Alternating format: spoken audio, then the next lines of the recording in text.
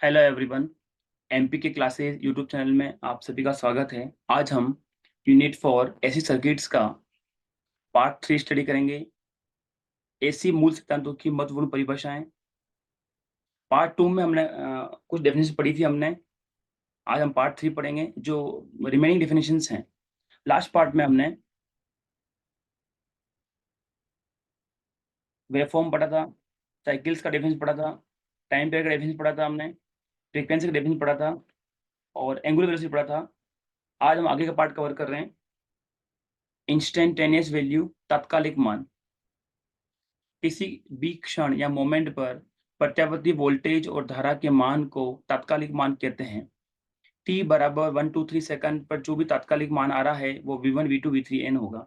हमारे पास इक्वेशन है v बराबर v max sin omega t। तो यहाँ पे t, ये इक्वेशन t पे डिपेंड है।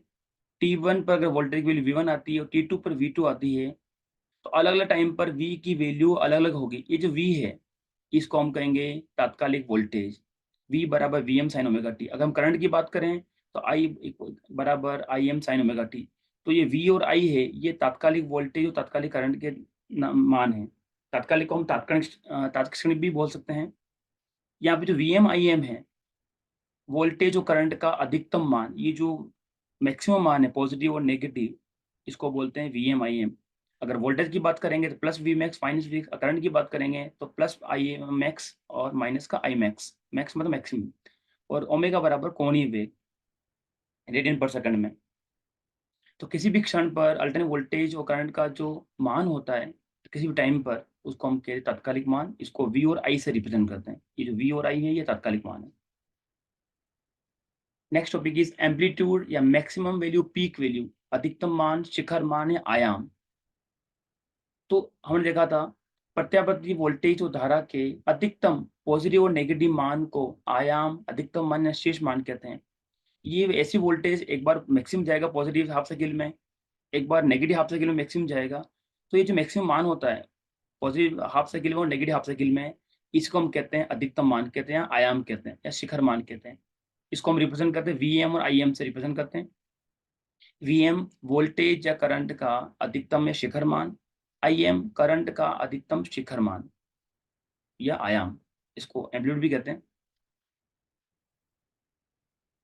अगला टॉपिक है एवरेज वैल्यू या मीन वैल्यू, औसत मान या माध्य मान। इसको वी एवरेज से शो करते हैं। हमने देखा था कि यहाँ पे प्रत्यावर्ती वोल्टेज और करंट की वैल्यू अलग अलग टाइम पे अलग अलग आ रही है। T1 पे V1 आ रही है, T2 पे V2 आ रही है। ऐसे हम इसको पूरी साइकिल को कवर कर सकते हैं। तो ऐसे हमारे पास बहुत सारे मान हो जाएंगे।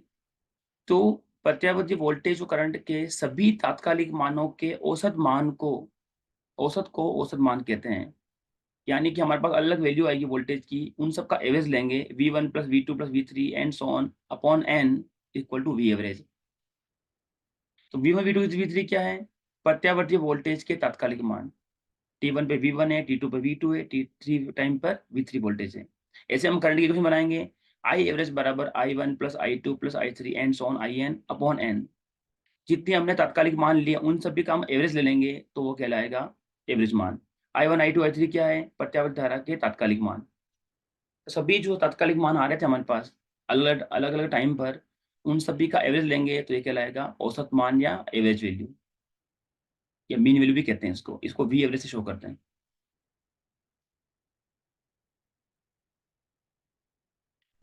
Relation between average value maximum value. अभी हमने पढ़ा था एवरेज वैल्यू जिसको वी एवरेज शो करते हैं और मैक्सिमम वैल्यू जिसको हम वी एम से रिप्रेजेंट करते हैं। उसमें क्या संबंध होता है? तो वी एवरेज बराबर वी एम अपॉन 2 पाई।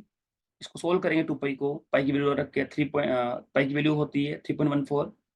तो वी एम 1 अपॉन भाग देंगे तो 0.637 वी एम आएगा टाइम्स आई एवरेज बराबर I M upon 2 pi. 0.637 times I M. V M क्या है यहाँ पे? प्रत्यावर्ती वोल्टेज का अधिकतम मान, आई एम प्रत्यावर्ती धारा का अधिकतम मान, और वी एवरेज प्रत्यावर्ती वोल्टेज का एवरेज मान, प्रत्यावर्ती करंट का एवरेज मान, आई एवरेज।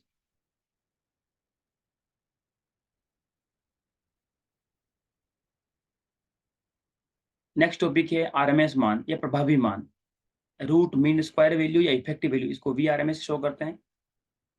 प्रत्यावर्ती वोल्टेज धारा के सभी तात्कालिक मानों के वर्ग, मध्य और मूल को आरएमएस मान कहते हैं। यानी कि हमारे जो तात्कालिक मान आ रहे थे उसका हम पहले स्क्वायर करेंगे, फिर उसका माध्य निकालेंगे, स्क्वायर करेंगे, फिर उसका एवरेज निकालेंगे और फिर उसका अंडर रूट लेंगे, तो जो मान आएगा उसको कहते हैं आरएमएस मान, रूट मीन स्क्वायर।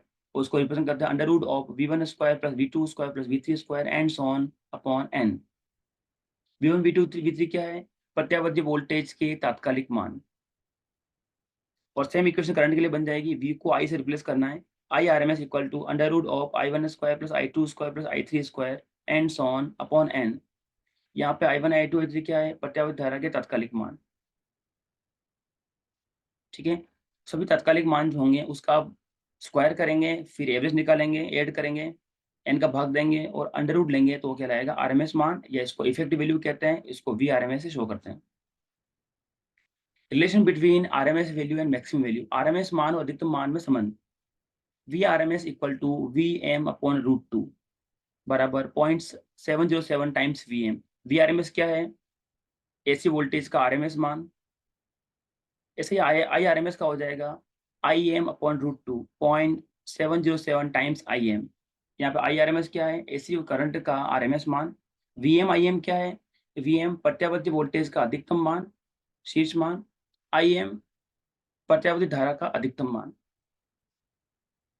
यहाँ पे आपका पार्ट कंप्लीट होता है।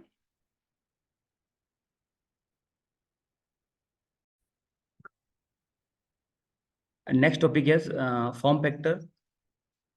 एसी वोल्टेज या करंट के आरएमएस मान और औसत मान के अनुपात को फॉर्म फैक्टर कहते हैं। इसको KF से रिप्रेजेंट करते हैं, KF बराबर V RMS upon V average. अगर हम करंट के लिए बात करें तो KF बराबर आई RMS अपॉन आई एवरेज। तो RMS और एवरेज के अनुपात को हम कहते हैं फॉर्म फैक्टर। और RMS क्या होता है? एसी वोल्टेज का RMS मान, root mean square value. V average AC voltage का एवरेज मान, average value. I RMS AC voltage का RMS मान। आई एवरेज एसी वोल्टेज का एवरेज मान। और इस फॉर्म फैक्टर की जो वैल्यू होती है वो एसी के लिए 1.11 होती है। इसको आप याद रखना है, कभी एग्जाम में पूछ सकते हैं। फॉर्म फैक्टर की वैल्यू एसी के लिए 1.11 होती है। ये लास्ट ईयर एग्जाम में पूछा गया है, प्रूव नहीं करना है, इसको केवल वैल्यू याद रखनी है। यहाँ पे 1.11 RMS अपॉन एवरेज के अनुपात को फॉर्म फैक्टर कहते हैं। और इसका जो वैल्यू होती है वो 1.1 होती है एसी के लिए।